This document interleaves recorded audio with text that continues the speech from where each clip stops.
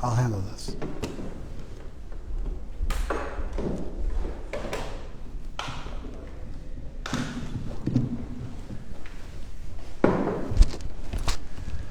Somebody was, a friend of mine was giving a class on Bhakti,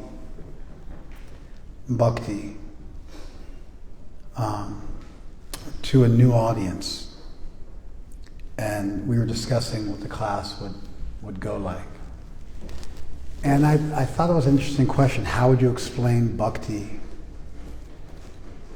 to people who had never heard about it? That's something that particular question, how would you explain Bhakti to somebody new? I'm pretty adept at. I do that pretty regularly. But the twist was that it was a group of people where you wanted to stay away from religious language, religious ideas. It was a professional space, not an academic space. That's also something I'm good at, speaking in academic spaces. But this was a little different. It was not an academic space, but it was a professional space, and you needed to avoid things that were overtly religious. But you need to explain Bhakti. Does that make sense? I can even be more specific. Yoga teacher training, and you have to describe Bhakti to the people in the yoga teacher training. But people who come to a yoga teacher training and pay you thousands of dollars to teach them how to teach yoga, they aren't necessarily interested in joining your sect. Or any sect. They could be Christian or Muslim or whatever. They could be atheists. They could just be disinterested in religion altogether, and they've come to you and they're paying you good money. Welcome back. They're paying you good money, and you're teaching them yoga. So you're teaching them asana and pranayama, but part of a yoga teacher training these days is philosophy. So you got to explain philosophy to them. And so then part of that is Bhakti, because Bhakti is in that yoga scene nowadays. But you don't want to offend anybody or step wrong or get too sectarian or even too religious. Did you guys follow? That's the task. And as we discussed, I thought, that was a good answer. Sometimes you listen to yourself discuss something, you think, that little kid, that little fat kid, is like, and then there's that meme, like, nailed it. You know that one? I had that one moment. And I thought, I'll share it with you guys. And I think number one, if you're one of us, then you should be able to explain Bhakti to anybody, anywhere, at any time. It's like asking a Christian if they can explain Christ. And so you should be able to speak about it in a scholarly way. You should be able to speak about it authoritatively. You should be able to speak about it in a casual context. You should be able to relate it to other traditions that people might be participating in. And this little nuanced space where it's professional but not religious, but not academic either, kind of that in-between space, you should be able to do that too. Then if you're not one of us, and so this class would be useful for you if you were one of us, because it gives you a little insight maybe into a micro niche of personality that you might be talking to. If you're not one of us, then it might be an interesting way to understand Bhakti. And even if you are one of us, if I do my job right, you'll understand Bhakti in a better way than you did before. Even if you are a member of our tribe, you're a committed devotee of our tradition, if I think, I don't know, it's going to be up to you guys, so let me know at the end of class. I think that if we do it right, you'll actually understand Bhakti better yourself. You won't just be able to explain it to other people better, but by challenging yourself to think about it outside the box, you'll actually increase your own understanding of the subject for your own personal spiritual life.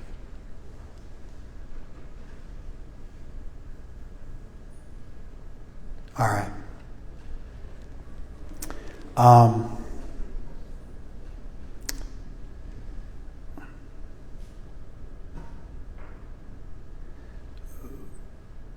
Bhakti in a yoga teacher training context. For the most part, we practice, and as a result of our practice, we become skilled. Therefore, if you want to attain some success in yoga, you'll practice asana, and over time you'll get better at inversions, for example, or your hamstrings will loosen up and give way. All sorts of things will happen. You'll become a more adept practitioner of yogasana. And that also involves the inter-asana steps. As you move from one position to another, you have to choreograph your movement and your breath, and so you'll become expert at those movements in between asanas so that you beautifully move through yoga the same way you might move through a dance with stops. And the stops are the asanas, and then the steps in between the asanas should be fluid. If you watch someone who's good at yoga do yoga, it looks like they're dancing very, very slow. In fact, that choreographed move from asana to asana, where the sub-steps are included in the practice. So you don't just teach them, this is one asana, this is another, but you teach them all the steps to move from this one to this one in a way that looks smooth, along with choreographed breathing. That is called what? That's called vinyas. Yeah. That's called vinyas. Which is vinyas did not exist 100 years ago. It may have existed, but it wasn't codified. Vinyas got written down and codified by Krishnanamacharya when he was teaching yoga to people like Iyengar, Pattabhi Jois, and such. He coined the term. You don't find the term in classical texts on yoga, even going back a few centuries. What to speak of the really classical texts going back a few thousand years. Vinyasa isn't there. It's a modern concept. May have even been borrowed to some extent from Swedish gymnastics, which Krishnanamacharya also had access to. Because when you're doing gymnastic routines, that movement in between the various, jumps or leaps or splits or whatever, those movements in between to make it look fluid are important.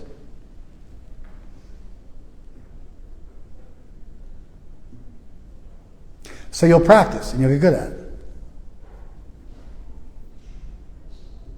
And even in terms of philosophy, you'll memorize things and you'll learn things, and then they'll become innate, they'll become second nature, and they'll begin to become the way you view the world, as ideas and abstract concepts become usable by you, and they become the lens through which you view the world.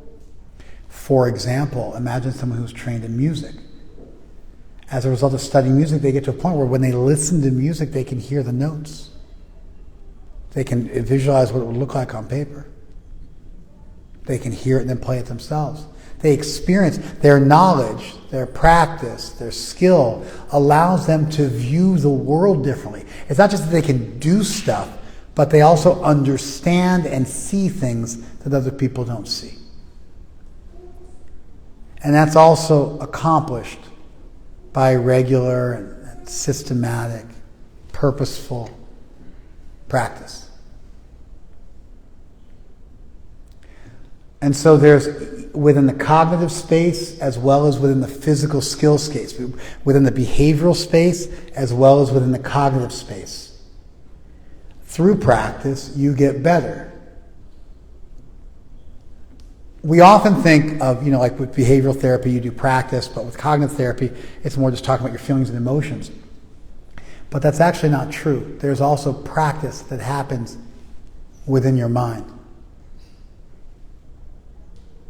And as you become expert at ideas, those ideas become more innate and natural. Do you follow that? So if you're a yoga teacher, or if you're taking yoga teacher training, and most of what you do, you're going to practice philosophy, speaking, doing yoga, teaching yoga, cueing people, sequencing, etc., etc. And as you practice that, you'll get better. Bhakti is the idea that there is a munificent force in the universe that in addition to your own personal practice, you can attract, and it will help you.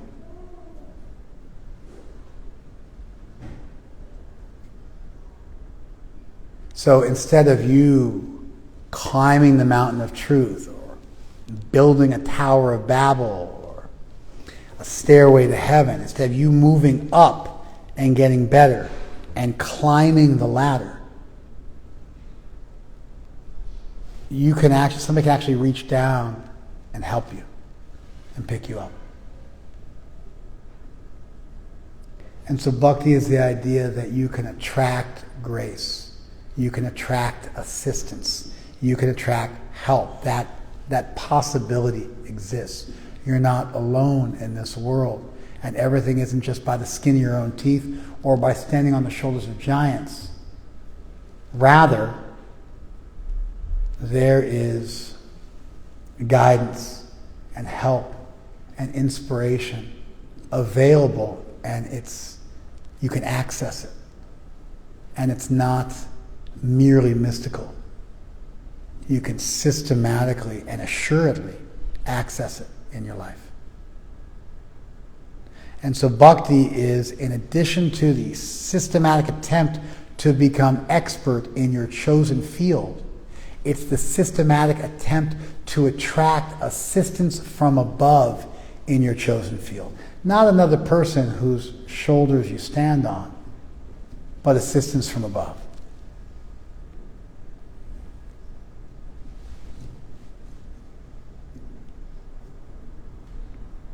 I'm going to continue.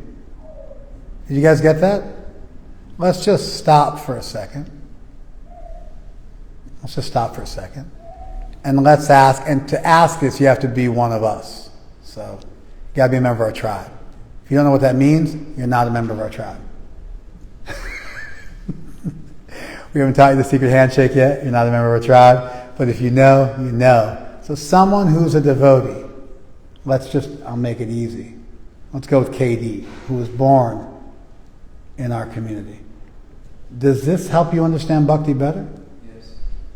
It's far out, isn't it? Right? Yeah. So simple and yet so powerful. Yeah, it's called the Avaroha Panta and the Avatar Panta. It's a concept from the Vedic literatures. It refers to, by your own effort or by descend wisdom, how wisdom can either descend through revelation or you can acquire it through your own hard work. But so although that concept is used for the acquisition of knowledge, it also works as a working day. Let's try Dom. Dom, just be straight with me. I'm looking around the room. I'm thinking Dom's the most learned person in the room. That doesn't mean he's the most advanced, but I think he's got the most book smarts of anybody in the room, at least in our tradition. You learned something from this? I'm sorry, I said stop. So that would be a no. Okay. Well, that sucks for me. Or maybe for you, it depends how good I was. Then the next question becomes, what is that source going to help me with? That's one question. There's a bunch of questions that naturally occur as a result of considering this idea that the universe is munificent, that the universe is benevolent, that help exists, that you can access it. Number one is how, the how question. Number two is, what is the nature of that munificent universe? What does that say about the nature of reality? That there is benediction and blessings available to us. That's one question. What does that tell us about the fundamental nature of the universe? Number two is, how do I access that? How do I systematically attract that grace, that help, that assistance? And then number three is, what can I do with that? Like, what kind of help is available to me? And I think we'll start with question number three. Bhakti is not based on the idea that you look to a higher power, a higher truth, divinity, God, the universe, to help you make more money,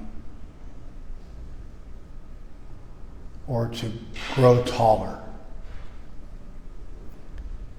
or for your skin to clear up, or for your eyesight to get better, or to become famous, or to become learned. It's not that you're looking for assistance in becoming more successful materially. Bhakti is specifically about the idea that if you're interested in self-realization,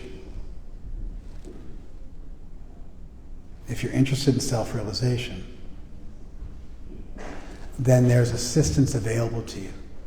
The universe is constructed in such a way where you're not alone.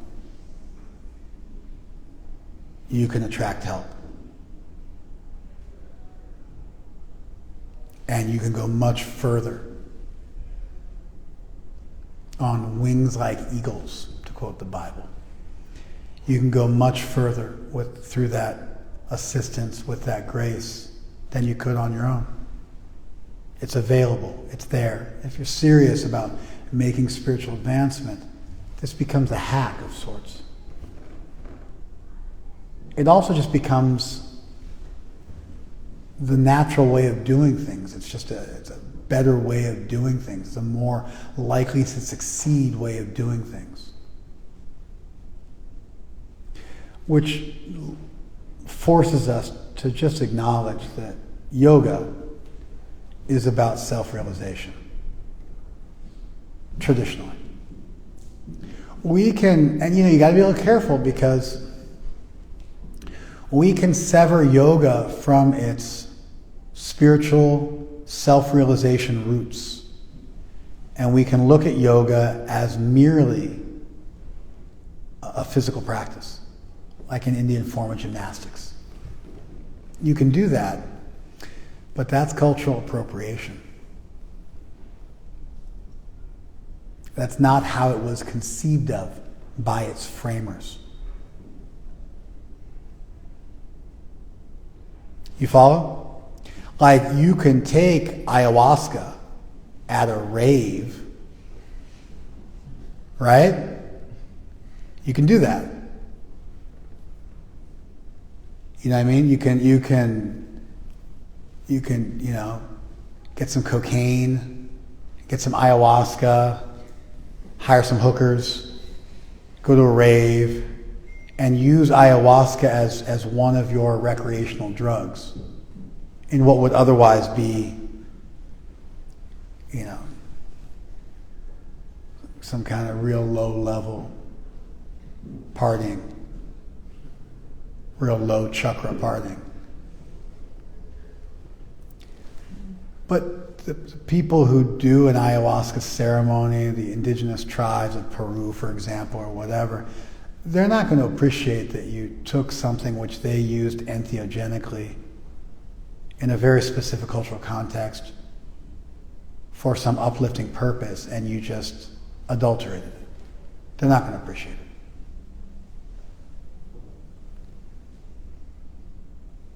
And it's not looked at favorably anymore. that raping of a culture and ripping things free from their cultural context and giving no credit and abusing them is no longer appreciated, at least not in Southern California. At least not by woke persons. And so yoga, traditionally, was understood to be a process of self-realization that involved learning to control your body, that involved learning to control your breath, that involved becoming physically adept. But it wasn't limited to that. That was more just preparing you for a much deeper sojourn into meditation, into consciousness, which was meant to help you understand reality on a much deeper level.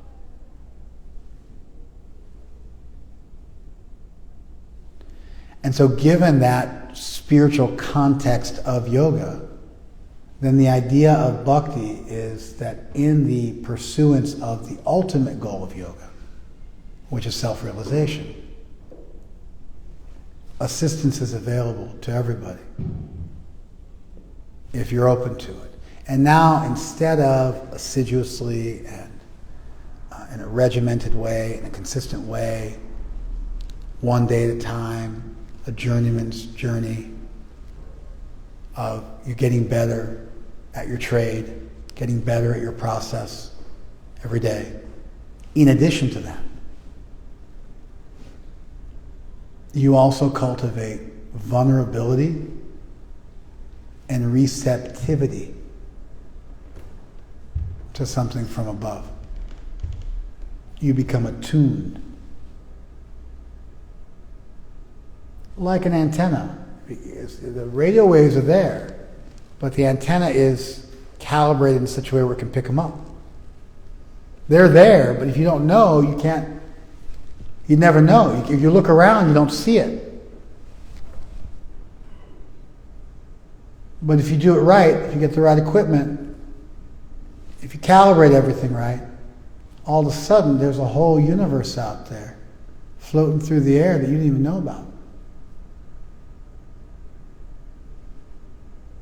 And so bhakti is the simultaneous practice of becoming vulnerable or receptive.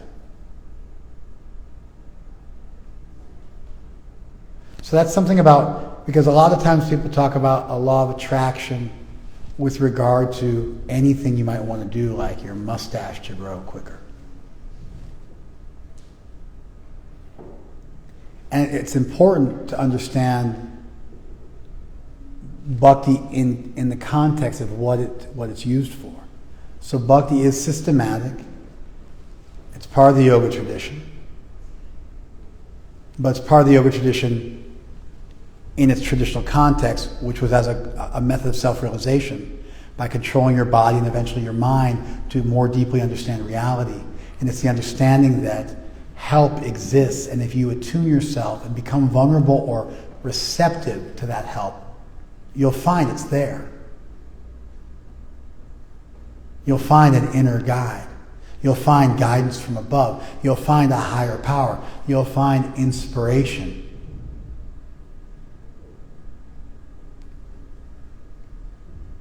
Far beyond what you might muster on your own.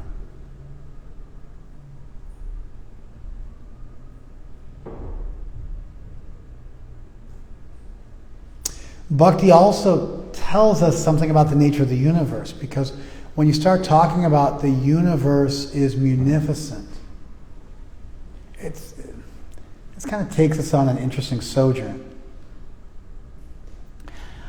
I think there's really two ways of looking at the world. There is the way of looking at the world that you get what you deserve, which we could call an entitled way of looking at the world, but with a literal meaning of entitled as opposed to the way it's used nowadays to mean that somebody's kind of a brat, or they want more than what they deserve.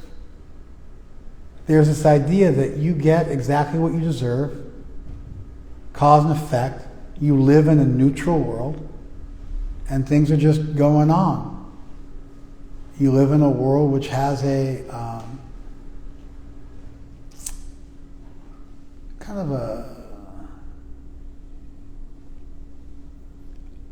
a universal set of laws that just exist. A gravity isn't against you or for you. It's just there. It could make you plummet to your death if you fall out of the plane. There's like good stuff gravity does. There's bad stuff gravity does. You know, your weight set doesn't float away while you're sleeping. That's the good stuff gravity does. And you can walk somewhere. That's a good part of gravity. And the bad part of gravity is, you know, if you fall off a cliff, you die. It's a bad part of gravity. But nobody's like, that damn gravity is out to get me. Nobody thinks like that. They just understand there's these laws, and those laws are there. They're dispassionate, they're universal, and it's just what it is, and that's the world we live in.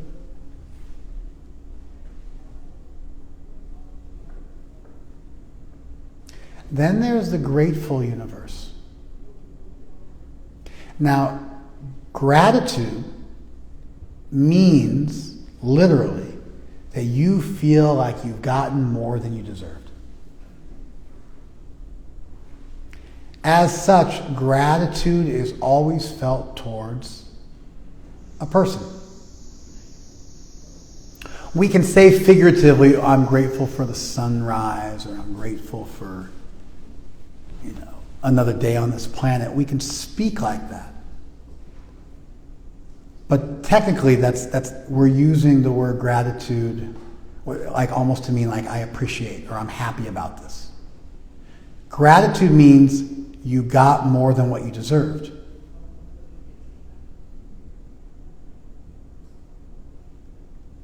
If you live in a neutral universe, there is nothing logically to be grateful for concerning the universe.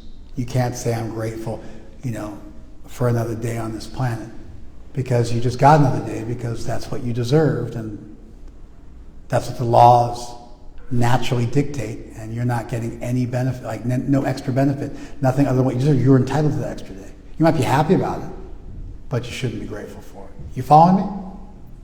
You're always grateful to a person. Like, I'm grateful to you guys for coming and listening to my class. I'm grateful. It's summertime finally in Southern California after that weird like June gloom that went on far too long.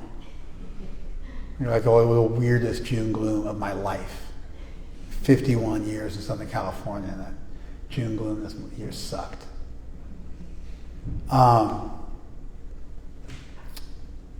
So, you know, I can feel grateful to Katie for answering my question.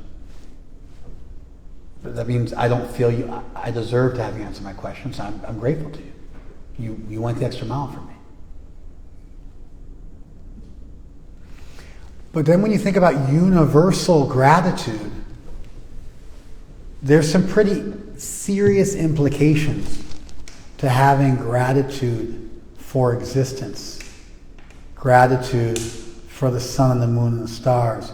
Gratitude for oxygen. Gratitude for the water cycle. Gratitude for being alive. Gratitude for this planet. Do you guys get it? If you start to feel gratitude to those bigger universal items, then that means that you got more than what you deserved. That means there's a person behind it giving you more than what you deserved.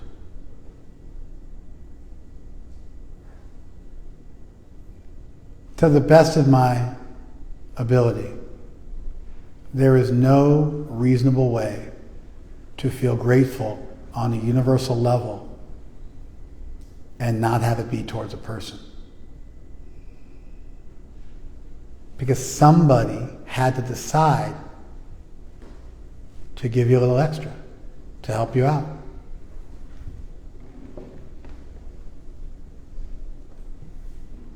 So when you say, I'm grateful for my existence, I'm grateful for life itself, you shouldn't be, because that, in a neutral universe, was just like gravity, just is. If you say the universe wants to help me, the universe put that in my path, what you're really saying is, I believe in God. I believe in an omnipotent, all-powerful, because that universe could put something in your path, which ostensibly means the universe could put something in anybody's path, which is this incredibly powerful, all-powerful force, acting through space and time to put things in your path. The universe is also omnibenevolent, all good, because it's putting things in your path to help you grow, help you this, help you that. And it must be conscious, because it can make a decision to do something extra for you and help you, and everybody else as well. And to live with gratitude, to feel gratitude towards individuals, eventually leads for feeling gratitude on a universal level, and that leads directly, or indirectly rather, it leads to theism. It's a pretty quick trip though. It's not too indirect.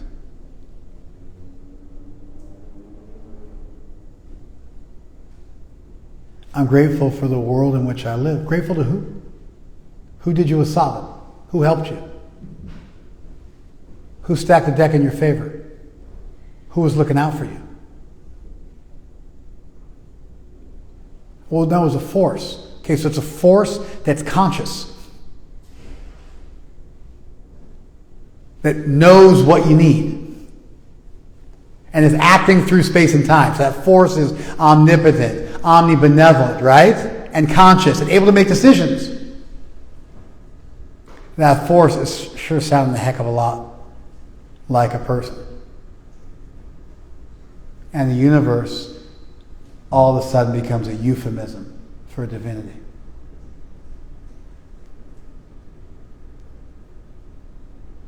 Bhakti is thus, in a non-sectarian way, because it's possible to believe in a higher truth without believing in a sectarian version of that higher truth. Mine is better than yours or something like that. But in the most general sense, Bhakti means that there's a creator looking out for you, able to help you, desirous of helping you. And so, what kind of help can we get? That was question number one. Question number two is the implications of bhakti and gratitude in terms of how it makes us think about reality in the universe. It changes our fundamental conception of reality. And sometimes we accept this without even consciously being aware of it. Very easy for someone to say, I'm an atheist, but I believe the universe is looking out for me. Somebody could say that, but to say the universe is looking out for me is literally to say I'm not an atheist.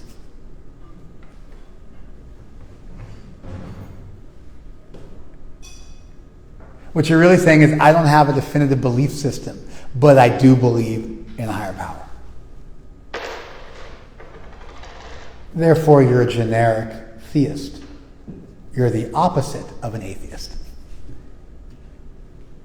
An atheist doesn't think anybody's looking out for you, is not grateful on any universal level. And you get what's there. It's neutral. It's like gravity. That's all there is. Just the fundamental forces and the fundamental particles interacting with each other blindly.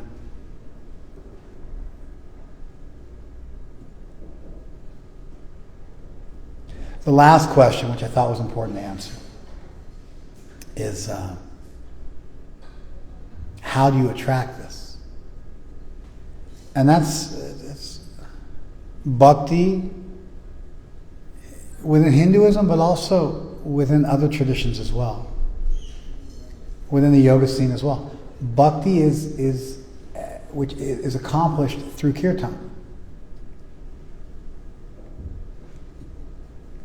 You cry out the names of the divine and make yourself receptive or vulnerable to that blessing, that grace, that higher thing. Now, people can do kirtan, what we just did, and they can do it because it calms them down. There's lots of things that calm you down. Kirtan could be one of them. You could do it because you like exotic music. There's lots of exotic music out there, and kirtan's, one type of exotic music. There's lots of ways to calm yourself down. Kirtan's one way to calm yourself down. You might like participatory music. Everybody's doing it together. Everybody's singing together. Like a caroler. Like people sing together in clubs. Or like at concerts. Sometimes for a really famous song, they'll play the song and they'll just let the audience sing the song. Everybody knows all the words. And this is one type of participatory call and response music. You could also do kirtan because it puts you in a trance-like state. In which case, very easily, you could also chant other mantras and achieve a trance-like state.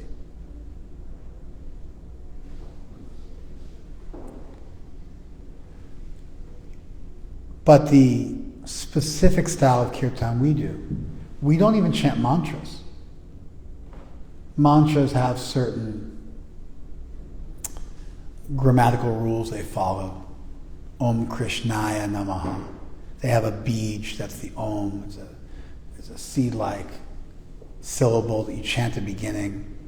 And then they have the dative case in language, which means for this person. So Om Krishnaya, for Krishna. Namaha, my respects.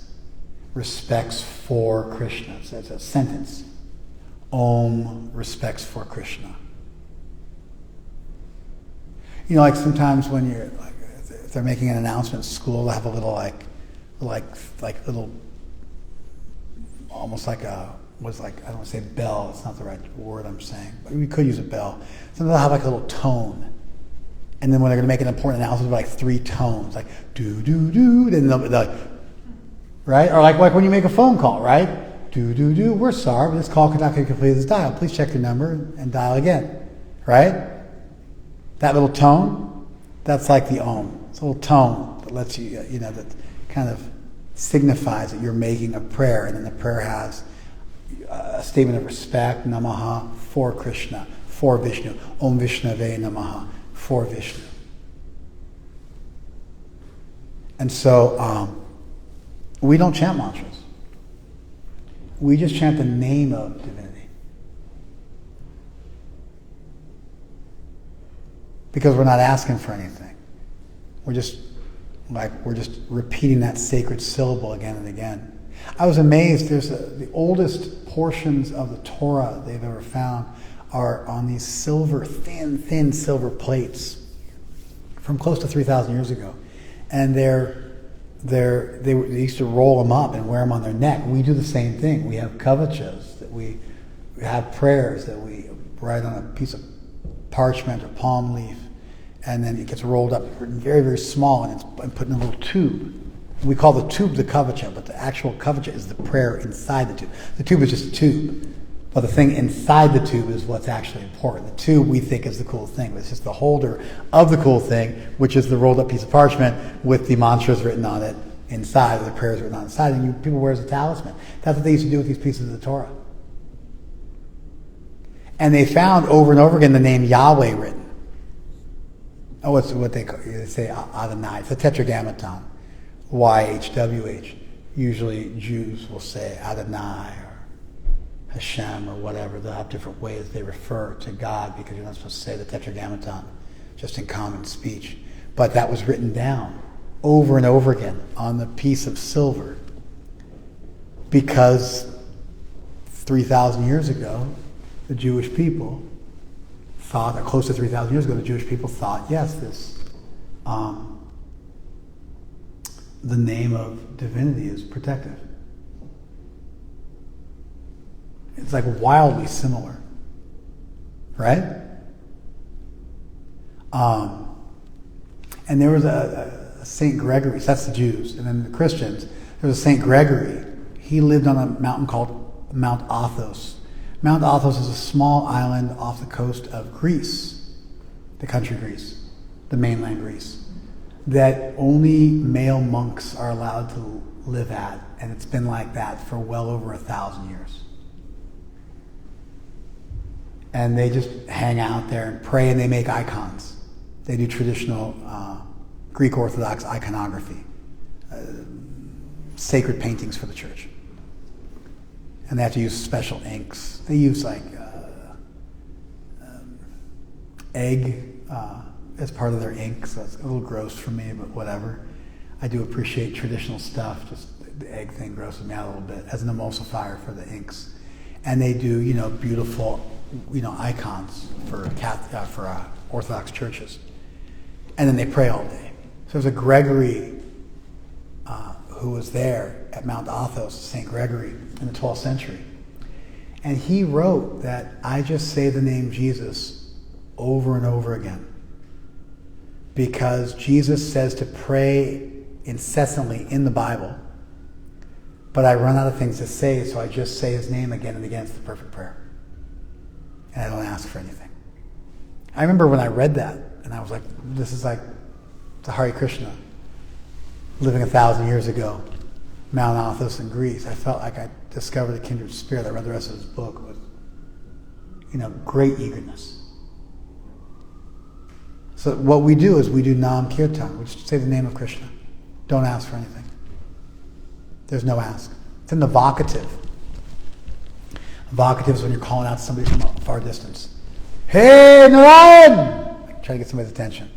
So in Sanskrit, you can change the suffix of a noun and it turns into that, so that when it's written down that it's meant to be cried out.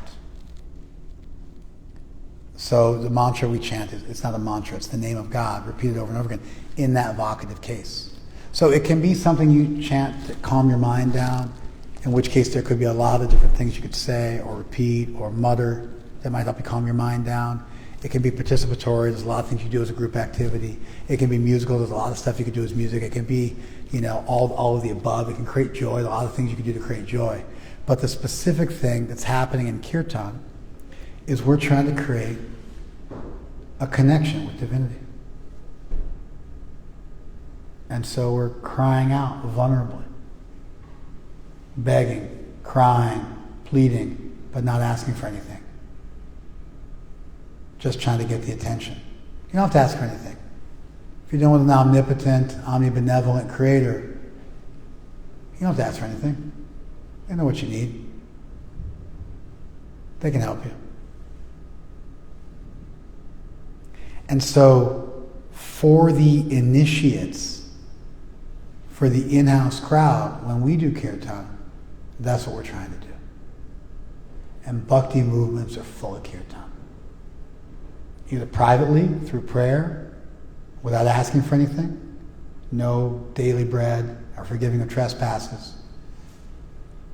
The Lord's Prayer got simplified in the Philokalia and many of the Christian texts over the last 1,000 years or so, even 2,000 years or so, into a very simple Jesus prayer, which didn't ask for much, if anything. Jesus Christ, Son of God, have mercy on the sinner, then eventually became just Jesus Christ. And so they got into this idea of just not asking for anything, of just asking for mercy or just repeating the name. So that's bhakti.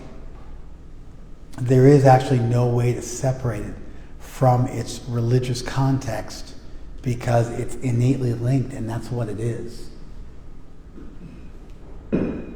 It's like if you ask somebody, what does it mean to be Salvadoran? And you start telling me, I was like, no, but like separate from actually being Salvadoran, what does it mean? It doesn't mean anything. It's like, so bhakti is a connection with divinity. That's literally what it is. It's fundamentally spiritual. It may not be sectarian, but it's fundamentally spiritual. And amazingly, in the yoga space nowadays, everybody's in a kirtan. Everybody's in the japa. And so even if you don't believe this stuff, you want to be a yoga teacher, you have to know it. You have to understand it. Because you're in a space where people are doing this all the time. And if you don't know what it is, if you don't know what it is in its traditional context and know what the people who framed it out meant when they were doing it, and know what the tradition that gave you the things you're doing was thinking they were doing when they did it, then even if you want to divorce yourself from it, you won't even know what to do. You're just kind of shooting blind. So first you understand the tradition, and then if you want to bounce off the tradition and do an eclectic thing and do your own thing, cool.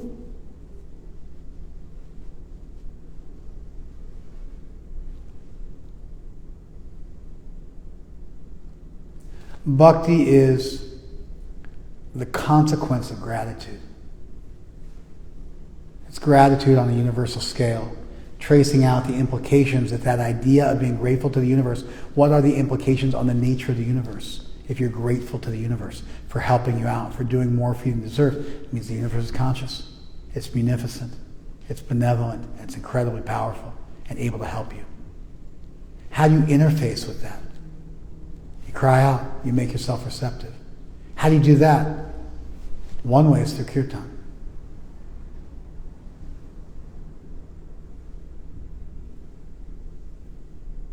What am I asking for? Ideally, nothing. What will be the result? Self-realization. How's that related to yoga? That was always the purpose of yoga for the original framers.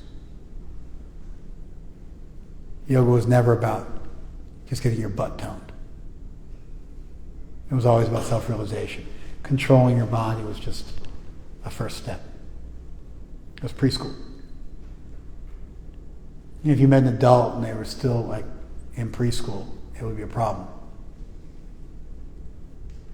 Right? And so that initial teaching was to control your body, which eventually became controlling your mind, which eventually became finding divinity, finding truth, seeing the truth. And the truth is there is something out there and you can be in contact with it.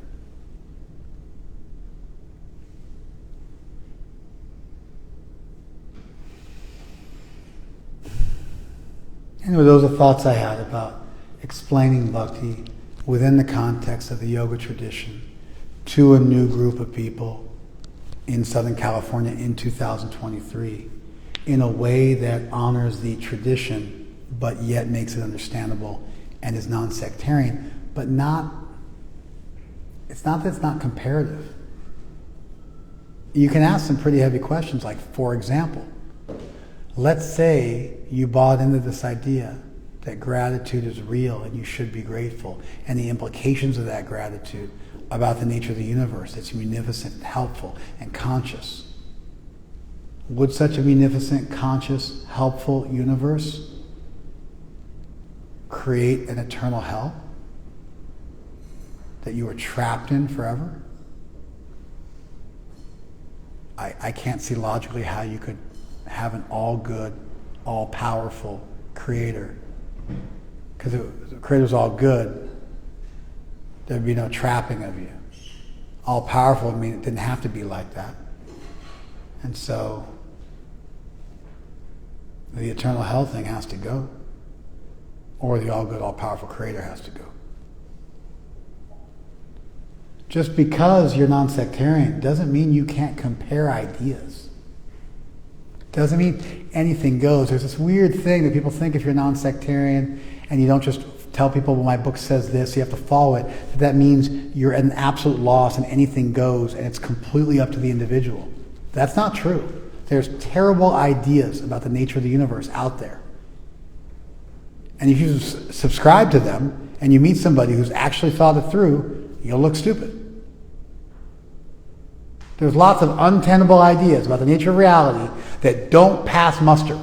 Just like when you go to a therapist and you have all sorts of awful ideas about the nature of reality that are a result of your coping mechanisms from early childhood trauma with your parents, and you talk to a therapist and you say stuff and they're like, you believe that? And you're like, and you realize how ridiculous your belief system is.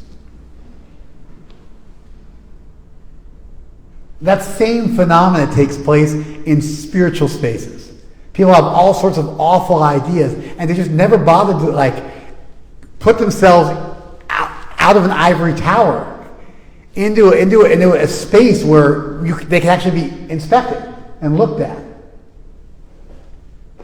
And people think it's either absolute sectarianism, where it's it says so in my book, or there's just no way to reason through logically, and anything goes. Couldn't be further from the truth. For thousands of years, super smart people have been thinking about the nature of reality, discussing it dispassionately, comparing and contrasting ideas.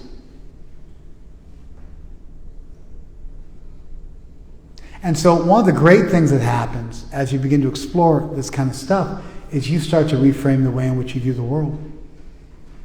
It's therapeutic.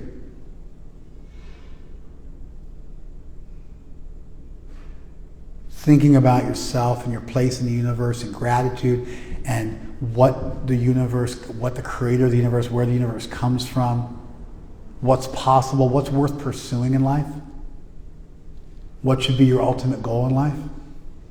Self-realization, connection with divinity, that's a pretty high goal. What beats that? You know what I mean? Hey, I'm becoming a professional tiddlywink player. That's some kind of card game. I don't know what it is. It's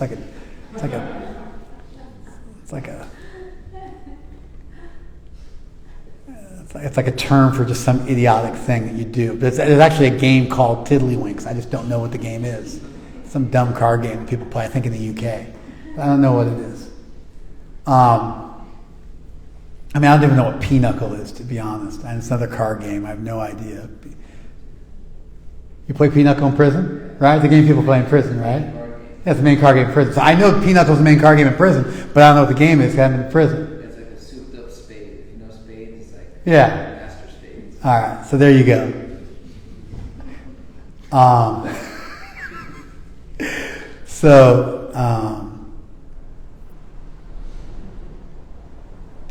don't even know how did I get to Tiddlywinks?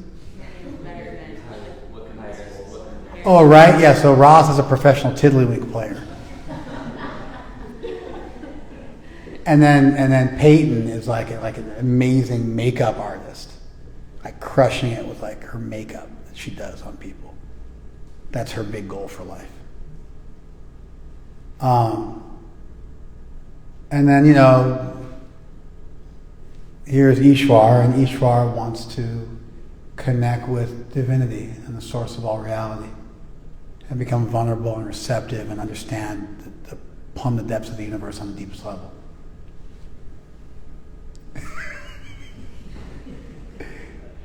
And rather than tiddlywinks and makeup, we could just swap out, become a billionaire, or even cure cancer. This one still wins. That's the cure for everything. That's the universal solvent, fountain of youth, Rosetta Stone. That's everything.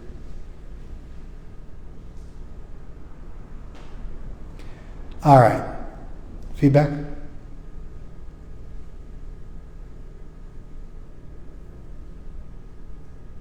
Thank you so much for this class. I've never heard you. No, the first time for me. I got excited by our conversation. She's the one I had the conversation with yesterday. I got excited by our conversation. I didn't think about it after our conversation, but I thought I'll sit down here and I'll just go for it and see what happens. And I was happy you were here. You got a chance to see me do it for, 55 minutes or whatever. My mind is blown, and I've never heard you connect gratitude to as a way to be. I've done that before. But bhakti coming from gratitude and really the entitled gratitude thing being linked intrinsically to bhakti, the way I did today, I haven't done. On my birthday one year, I thought about gratitude and entitlement as two fundamental ways to view the world. And you can literally divide the world into people who live in a more entitled space or a more grateful space. And, there's just a massive gulf of difference. Rather than dividing the world between black and white, or men or women, or, this or that, divide the world into those two groups of people. And that really helps you to understand human beings. And it ultimately becomes theism and atheism, chased out to its natural conclusion. But it really, in many ways, it's pre-theistic. It's an innate nature. It's like a deep, deep tendency of people in how they view the world. You will meet plenty of entitled people out there who profess to be a member of a religion. And you meet plenty of grateful people out there who profess to be atheistic. But if you dig beneath the labels and you look at these fundamental characteristics, they're incredibly revealing about a person. So I spoke about it once before, but not as... I went a deep dive into that as opposed to within the context of Bhakti. Such a non-threatening way to conceive of God, such a non-sectarian. And we can't quite say yoga's not spiritual because it is. Now you can do non-spiritual yoga if you want to. That's cool, but just understand, if you want to dig beneath the surface and understand what these guys thought they were doing, it was a spiritual thing for them. If you want to do ayahuasca as part of your hooker party, you can do that, but understand that for the people who use it, they use it entheogenically. Entheogenic. The theos means religious. They were using it for a spiritual purpose. That's how those guys were using it.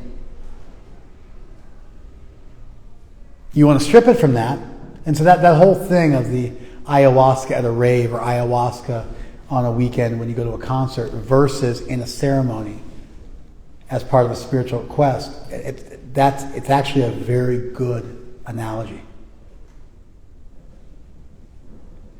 Because it's a group of people who use something, a technique, some product, something in a spiritual context within their community that could then be taken outside that community if you wanted to. More. Yeah. A few weeks ago, I couldn't think of how to ask the question, what came first? The chicken or the egg? Yeah. I don't know, yeah. Gratitude or devotion, because we know we'll gain the universe, or... I have a just not necessarily going to answer your question because I'm a little afraid your question is going to take us way longer, but I was going to say this. I think that ultimately the universe is grateful. Krishna is grateful. We were created by a grateful deity, and therefore gratitude is woven into the fabric of reality. And our gratitude is reciprocal with the deity's original gratitude by which the universe was created. Therefore, the universe is a manifestation of the gratitude or the love of divinity. And as such, love and gratitude becomes the most powerful force in a derivative sense, emanating from that supreme grateful force. Boom. Yeah. You answered that question, and then I learned how to ask it while you were answering the question. Thank you. More feedback, please.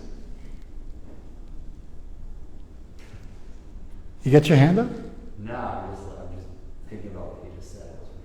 Oh, you like that one, right? Okay. I liked it too. I heard myself say it. I was thinking, this is a good one. I even slowed it down when I said it. I was like, this is so good. I'm going to slow it down and say it. You picked that up, right? Somebody was back there? Yes. I wanted to share that it was very transformative to kind of talk about gratitude, and while you were talking, I started to practice it because I felt like, I don't know, a force or something, and so I said to God, like, I love you so much, and I realized that God was saying it to me in the same breath that I was saying it. Before I said what I said to him? But you said that while I was talking to him or before I was talking to him? I mean, that's wild. That's really cool. Thank you for sharing. Thank you very much. More? All right, Ross and then Muggan. I like how you described Bhakti as like the appropriate response to being grateful towards the universe, grateful to God, and how people around the world, regardless of religion or culture, have come to that realization. It's a real smooth way to slide into spirituality and deep theism. I'm grateful to people around me. I'm grateful to my parents. I had good elders. I'm grateful to them. Or I don't have good elders, but I have good elders now, right? I had crappy elders, but then I got good elders somewhere along the way. The universe smiled on me and sent me some really good mentors and teachers. And I'm super grateful to them. And I'm grateful for the world in which I live. And wait a second, if I'm grateful for the world, somebody's looking out for me. And I can see it. It's real. And I'm starting to think about that. And I want to reciprocate with that. Right? And I want to become receptive to that. And that becomes the goal of my life. It's a very smooth way to slide into divinity. You know? Yeah. Yeah, I thought so too. I said it's direct, indirect, but not so indirect, because it's a real clean run. And it doesn't take much. Your starting place doesn't take much. It's a natural theology. It doesn't come from a book. It comes from your own experience of the world, and you get oriented in a naturalist way towards divinity. Yeah. Mother. I really appreciated this class too. I finished feeling like I could talk about Bhakti to anybody. You know, it's distilled so simply down the way you did it. Even the point about having gratitude and turning that towards the universe. It's like, what are the implications of that? Could have been a whole class. But I started to kind of put it through that thinking experiment as you asked that. I was like, if I'm so grateful for something I received, well, that means it's not mine to begin with. So there's just so much. It's important to understand the definition of gratitude, that you received more than what you deserved, because that means somebody stacked it in your favor. That's actually the essence of gratitude. We might use the word gratitude for appreciation, but we also use the word gratitude for that specific, unique feeling we have. By the way, Cicero said, gratitude is not just the best of virtues. Cicero was a Roman Stoic playwright, thinker, philosopher. He said gratitude is not just the best of all virtues. It's the mother of all other virtues. It's the parent of all other virtues.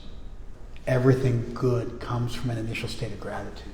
That quote many years ago inspired me to think about the world fundamentally as gratitude and entitlement. Anybody else? 1, 2, 3.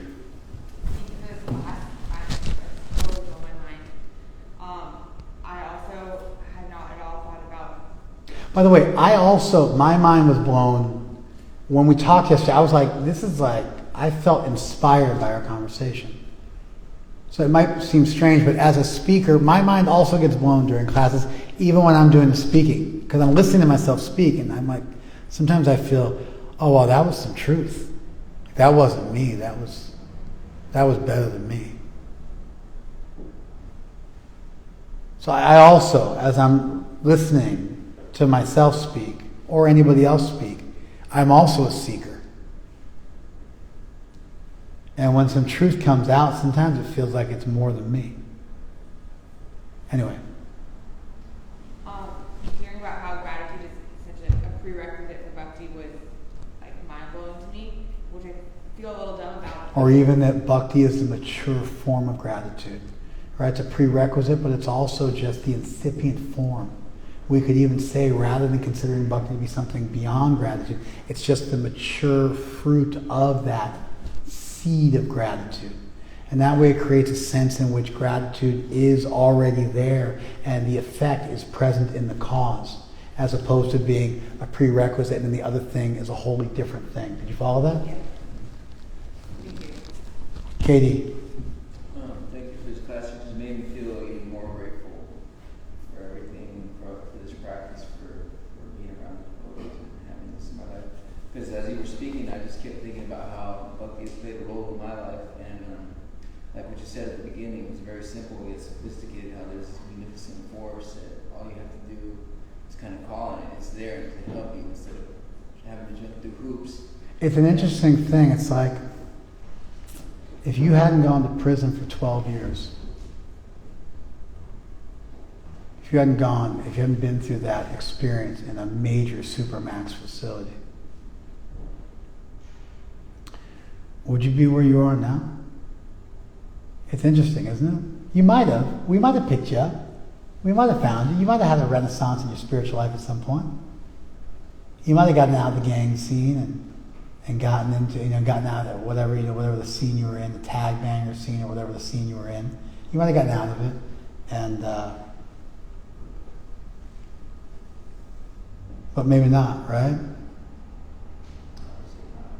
There's right. You might have had to suffer a certain amount to humble you and make you receptive. You might need to go through that because you were just not ready. And so you can actually become grateful for everything, even terrible things. Because no matter how terrible it is, you have the power to make it into something beautiful by your reaction to it. And if the reaction is to become grateful, to become compassionate, to become considerate, to become thoughtful and contemplative, then whatever horrible thing happened in your life,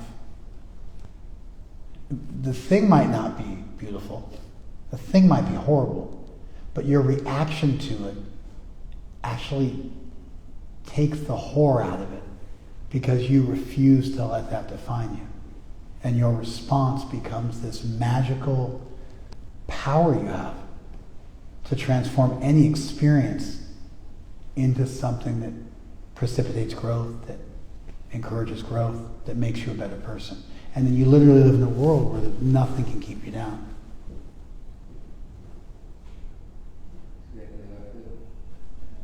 Last one, D. I just had an appreciation for the class, and I could say in a really short form where only you would understand it. But there was a guy by the show Prabhupada named Bhakti,